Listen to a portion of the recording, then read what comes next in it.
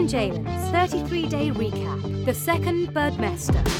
Welcome to our second Birdmester. Every 33 days or thereabout, Jalen Rose and I recap what's going on in the NBA season. It's already been 66 to 70 days. How you feeling? And why do we call it a Birdmester? Why do we, Jalen? Number one, we love Larry. There he is. If you're watching on the video, literally, look at that. He almost looks like a mafia boss in that. I love that picture. The like Hall of Famer, debating whether to kill Rick Roby.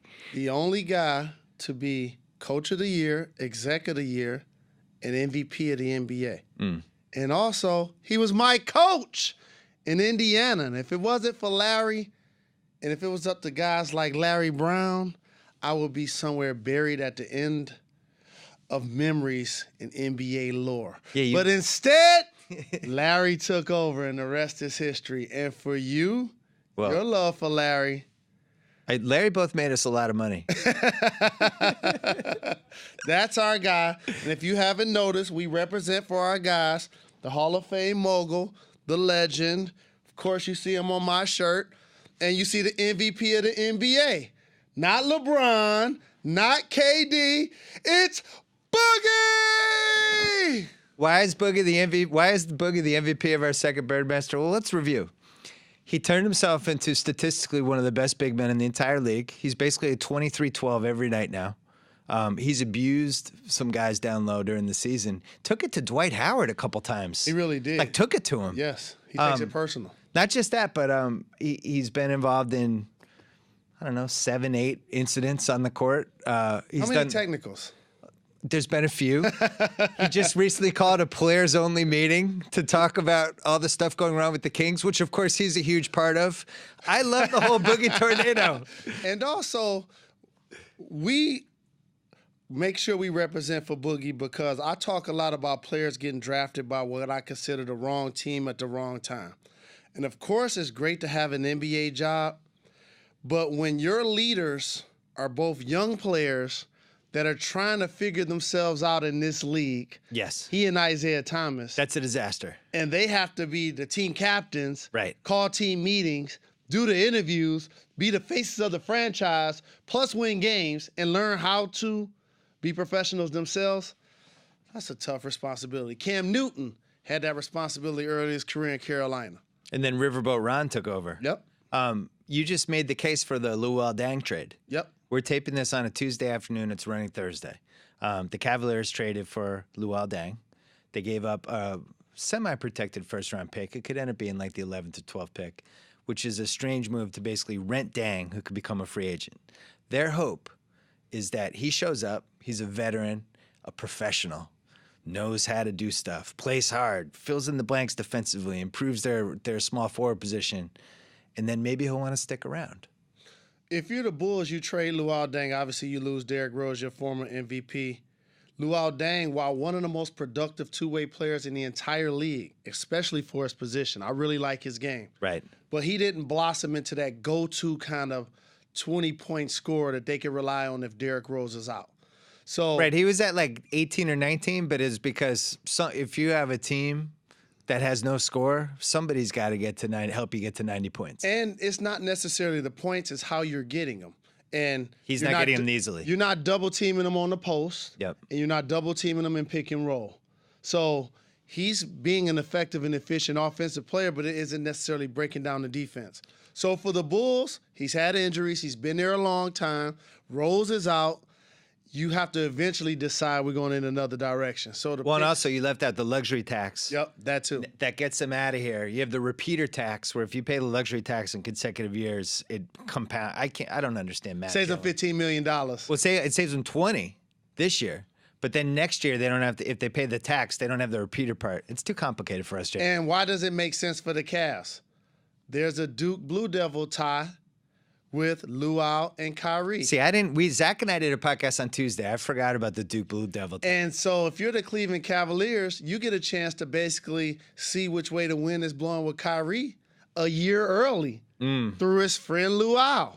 Because you bring in Luol for those 4 months, and you may have to have a little tax on it to pay him a little bit more than he would have got with the Bulls, and maybe more than he's going to get on the open market. Yeah. But if he resigns, you know he's told Kyrie that I'm going to be here the next handful of years. Yeah. You're my homeboy. You better not be making no plans to go elsewhere. See, So, I'm give them a chance. a pessimistic guy by nature. And I look at this and you would say, oh, well, now you get Deng early. He's there for 4 months. It'll be easier to resign him. I would argue it might actually be harder to resign him because that team is a mess from a personality standpoint. They're not very well coached.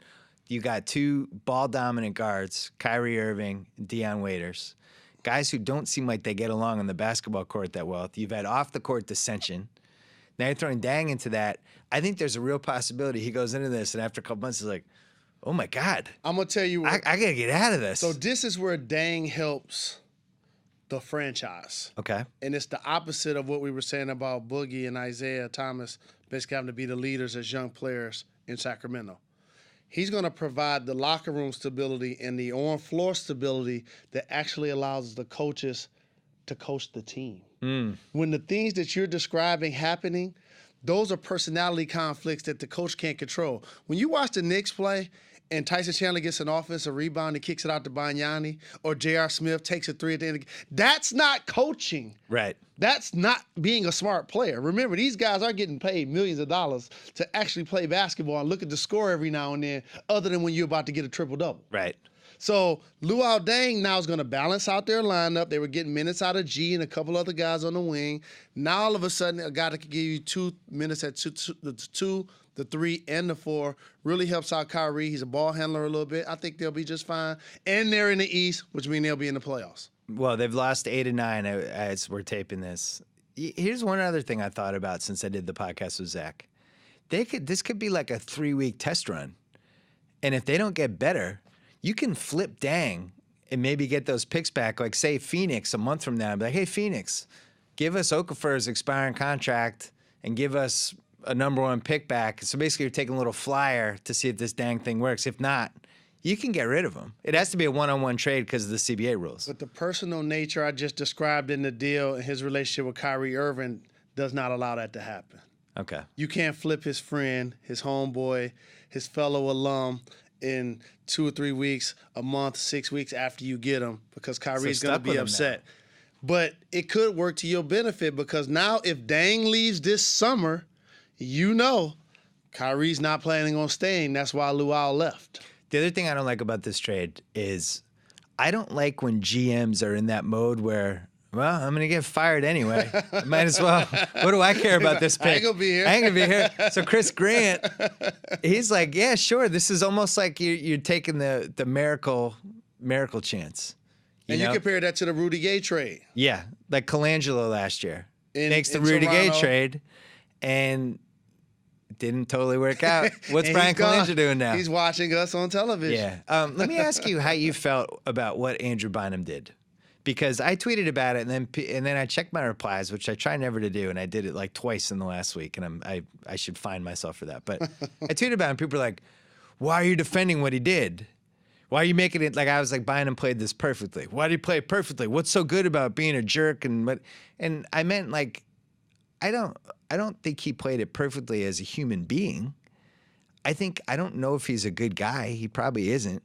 But he poisoned the well to get out because he wants to go to Miami or the Clippers. If you're just looking at it from an evil standpoint, basketball evil, not real evil, he played that well. But would you want to play with a guy like that? Because I wouldn't. Basketball entertainers, actors, celebrities, in a lot of cases, we're tradesmen. We go where our value allows us to maximize our exposure and our fiscal opportunities. So if you're looking at it just for business, everybody wants players that aren't superstar players to behave like marquee players, and they don't. Everybody's not going to handle it like LeBron would or like KD would. Those guys are anomalies. They're Bigfoot. They don't come around often. But the other 350 guys in the league, we getting them checks. Because I remember at points in my career, I was up with those guys playing at their level, and I was trying to stick around like Andre Miller. Right. And if you're Andrew Bynum, maximizing your opportunity is not playing for a Cavs team that's guard dominant and you're scoring 8 points a game. That is, nobody who could throw an entry pass to you. But you're scoring 8 points a game on the San Antonio Spurs in the playoffs. Yeah. That looks real good. So he gave up He gave up $6 million.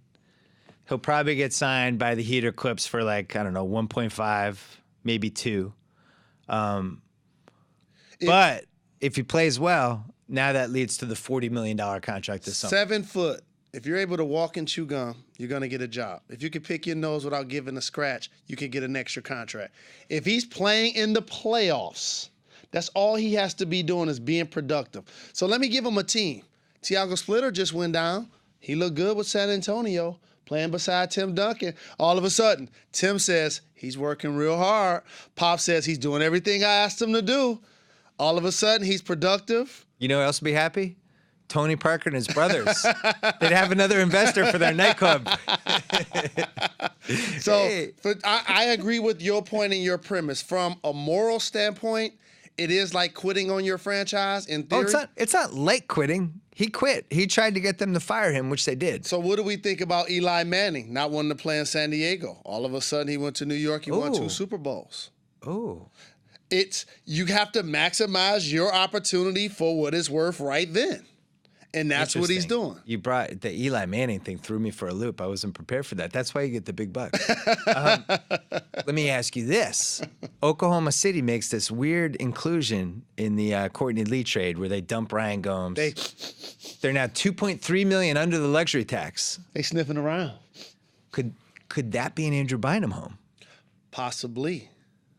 Would you want Andrew Bynum around your young kids? Would you want to introduce him to Jeremy Lamb and Reggie Jackson? I would. And Steven Adams. And here's why. Because when he gets to our team, he's not going to be the leader. Kevin Durant's the leader. Scott Brooks the leader. Presti's the leader. See, I think Russell Westbrook's the leader. Russell Westbrook. I think Russell Westbrook is the leader. I think he would kick Andrew Bynum's ass in the locker room. I agree. Don't you think? I agree. Would you take Russell Westbrook in a fight over Andrew Bynum? I would. I would too. I think it's like a -500. I really like Russell Westbrook, and I know about his pedigree. Yeah. West Coast. So with that being said, they may be clearing out money for Bynum. You still get the big body you get in Perkins, but it's almost a specialty now. Perkins gives you the defense. Bynum gives you the offense. I would trade. There was a rumor, obviously unfounded. Please don't report that Bill Simmons is reporting. We talk about stuff in the podcast, and then it ends up as like a report. This is not a report. Can I do a disclaimer? Do a disclaimer. For all of you guys that are listening to our podcast, this is like us being at the barbershop. Right. Or being in a man cave watching sports. The only thing missing is a robe and some slippers. If we have inside info, we'll say that we have inside info. Like, I think the Celtics are going to go after Gordon Hayward.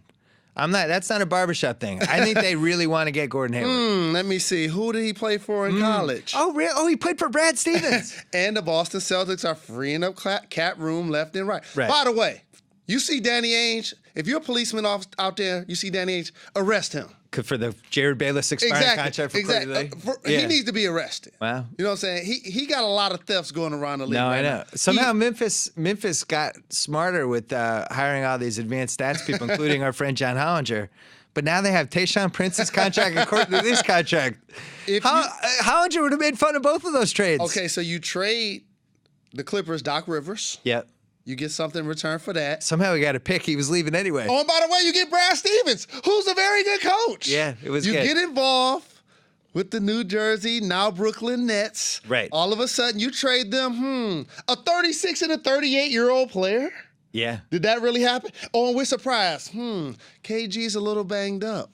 Doc Rivers will slow down a little bit. Brooklyn should have known when Doc Rivers was fleeing Boston like it was a crime scene. Yeah. They're like, KG still has something left in the tank. Wait, why is Doc Rivers sprinting toward the West Coast to get away from him? The Atlanta Hawks lose Al Horford. I know. Don't the Boston Celtics have a little dabble in what goes on? The Celtics have the worst pick between Brooklyn and Atlanta, both of whom could end up in the lottery. Wait, I have to go back to what I was saying with the Bulls. I'm not reporting this. This is just conjecture. If they flip Cephalosha's expiring contract for Mike Dunleavy Jr., one more shooter for the outside. They need that defender more than a shooter. You think so? Yes. They really do, especially with Russell Westbrook dealing with injury. Cephalosha guards 1s, 2s. You don't think Derek 3s. Fisher can guard him anymore? No, not at all. Keep getting them checks, Derek. He's your age. Exactly. I'm warming up jumper on him. Who is our Keep Getting Them Checks MVP through 66 days? Gilbert Arenas. No, well, besides him, he doesn't count. Okay, we love you, Gilbert. He's still getting 7 figures from the NBA. And he ain't I'd like played to there in 2 nominate years. somebody. I'd like to nominate somebody. Okay. Antoine Jameson to me. You're a Clipper season ticket holder. I went to a couple of Clipper games. I know all the signs when you can't play anymore because I can't play anymore. And he is now doing the run back and forth to the corners. Uh-huh. That's it, like this. He doesn't even go 20 feet near the bat. He Not might be number dribbling, one. Yeah. Not doing anything He has else. no more basketball skills left. Then I was thinking, like, when was the last time he was relevant? Oh, it was 4 years ago. No breaks. When Right. you're running up the court, you can't cut, you can't move, you Right. can't stop. So do we think any more trades are going to happen? You usually have inside info on this Yes. stuff. Watch out for the Rockets. They still have to do something with our sheet. Right. And they know they're trying to get into that next The problem is he makes $15 million next year. One of the guys that I thought was a possibility for them was Ryan Anderson, who just got hurt in the Boston game, got a herniated disc. David Thorpe on ESPN was floating around this. He made it up. It was a 3-team trade, though. I really liked it. It was Asik goes to Minnesota. Pekovic goes from Minnesota to New Orleans. I really Ryan like Anderson Pekovic. goes to Hughes. Imagine Pekovic with Anthony Davis. He That'd be needs a nice. And then bodyguard like that. Asik with Kevin Love, I like that too. I mean, people would have to throw in extra stuff, but now Anderson's hurt. And I still look at Portland. I know they're afraid to mess up what they have. Need another move.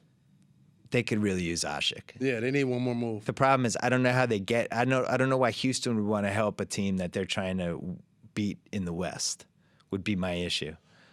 Well, they both have young teams, so it's not like you can't deal with that team and do, swaps with them forever. I mean, they got James Harden and Dwight Howard. They got Lillard and Aldridge. They're both still up-and-coming teams, so I don't know if I'd want to help them. But Portland, to me, is missing that one dude with Aldridge and Lopez. And if they were able to get Asik and keep Lopez, which I don't know how conceivable that is, we're going to talk. So what we're going to do is we're going to wrap up this clip. This is going to be the first clip of the second Birdmester. And we're going to come back and do a power rankings from 30 to 1. But from trades, I really don't think we're going to see a lot. Because we have this month right now. Basically, when we come back for the third Birdmester, that will be right before the trade deadline. I'm not sure we're going to see a lot. you see Bynum may end up somewhere, possibly Danny Granger What do in you do Indiana. Oh, you think as an expiring? Yeah, there's still teams out here that are going to go to different levels. Well, here's the problem with Danny Granger. They can't get a contract back that extends past this year because they got to pay Lance, the eighth grader. The eighth grader. The Born eighth ready. grader, by the way, might be a double-figure-a-year guy now. He's going to be in the ballpark. He might be in the Yeah. 9 to 10 million range, and Yes, he's indeed. unrestricted. They don't have a chance to match that. How about a player like Lance, who I would deem the way Larry Bird had faith, Donnie Walsh, and assignments in him early in his career when he's gone through off the floor and his development needed and maturity needed to develop on the floor and off, I would say that he wouldn't be in the league if he wasn't with the Pacers. I think that's a fair statement. I think Indiana was the one place in the kind of infrastructure and the way they handled him and treated him, brought him into the fold, believed in him. The right coach, the coach who works with him on and off the floor, who we both like a lot. I think Philly probably has to do something to make themselves worse. Like we didn't mention this with the Bulls thing. The Deng trade made them worse. That's part of the appeal of that trade. Now you're in the lottery, and we're going to cover that with the power rankings. But now you're one of the worst 8 teams potentially. That enables you to get in. You have this one chance now to get a good pick. Philly needs to do something like that because they're a little too good. They go into these games like they have Hawes, they got Carter Williams, they have Thad Young who's playing out of his gourd, and then who's the fourth guy? Evan Turner. And those 4 guys are better than anyone on the Celtics. Yep. So you're going to win games with those guys. They got to make themselves worse. And that's another team that, as you mentioned, look for one of those guys to probably get moved. Thad came out initially. There was reports that he wanted to get traded. He probably still does, but came out public and said he doesn't. He asked for a trade. Evan Turner and Hawes are both in the last year of their deals. They can be contributing players on good teams. I'm trying to figure out why somebody hasn't tried to get those guys. One more player I want to mention is Aaron Afalo, averaging over 20 points. He's almost too good to be traded. Yes. Why would you trade him if you're Orlando? I'd want like a ransom for him. Leverage. trying to get yourself into the draft, trying to get a player that you feel like is going to be a franchise-changing player. We've talked about this on before, but would you do the Lamb, Perkins, and picks for Aflalo and something else? I don't think I'd do that if I'm Oklahoma City. I'm not – OKC at this point shouldn't be giving up picks unless it's going to get them unless it gets them Haas. Guy. They need a big guy. Yeah, they should be holding on to their picks. I think Phoenix I was blown away by them last week, how well they're coached, how their style. If they got Thaddeus Young and figured out a way to shoehorn him on that team, it'd be really interesting. Perfect kind of player for the Phoenix Suns, to go with Dragic, to go with Bledsoe. He's a lefty. He's a slasher. He's going to play in 3 and 4. He's going to play 3 and 4. He's going to play in transition. He puts up numbers. You look down at the stat sheet, Thad Young was the NBA Player of the Week. And our beloved coach, Doug Collins, who I need to get the Doug Collins bobblehead. We love Doug Collins. And he loved Thad Young. How about this? Under Doug, and are we kissing up to our countdown teammate? Yes, because we love Doug. We love the coach. How about this? Andre Iguodala became an all-star under him, and they were a playoff team. They're not a playoff team anymore. Drew Holiday became an all-star under him. Thad Young became a consistent player. Spencer Hawes became a really above-average Evan Turner became a player as well under the coach. So he developed all of those guys that are going to be bargaining chips potentially for winning teams moving forward. You know what else I like about him? Even before the season started and some of these guys were playing well, he was telling us, like, I think when we were in the preseason, he was like, Spencer Hawes, that guy, I'm telling you, if you put him on a team, that guy could really help somebody. And he said the same thing with Thad Young. He was talking about how Nick Young, he thought he was going to like nobody, once you coach somebody, it's almost like you dated them. Like you know them in and out, but we love the coach. And I'd like to thank the coach for the Northwestern jogging suit he gave me, which I wore all Christmas week. I wore it too, and people were coming up to me like, what you doing with Northwestern gear on? I'm like, it's free gear. Yeah. Well, what do you mean? And it was comfortable. And it was comfortable. It looked good. Why not rock it? Yeah, the coach. He's the best. We love you too, Sage. Yeah, we love you too, Sage. 41 years basketball for him, 42? Right. 42-year career. We're going to get him in and do Doug Collins story time. And you know what I did since we started working with the coach? I knew the story of the 72 Olympics. Yeah. But I implore young players and fans to do this often. So I kind of dove back in like I never knew anything about it, just like a new fan. Yeah. We got screwed. All-timer. They blew the horn while he was shooting a free throw. And beyond even, they did. And beyond getting screwed. People never talk about that point. And he made the free throw as the horns did blown. Well, he also got screwed because those would have been the most famous free throws ever. And still probably should be, but they go down as one of the great Olympic moments ever. He makes those, he gets knocked in the basket sport, knocked out.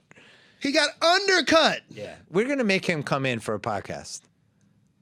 That'll be a good one.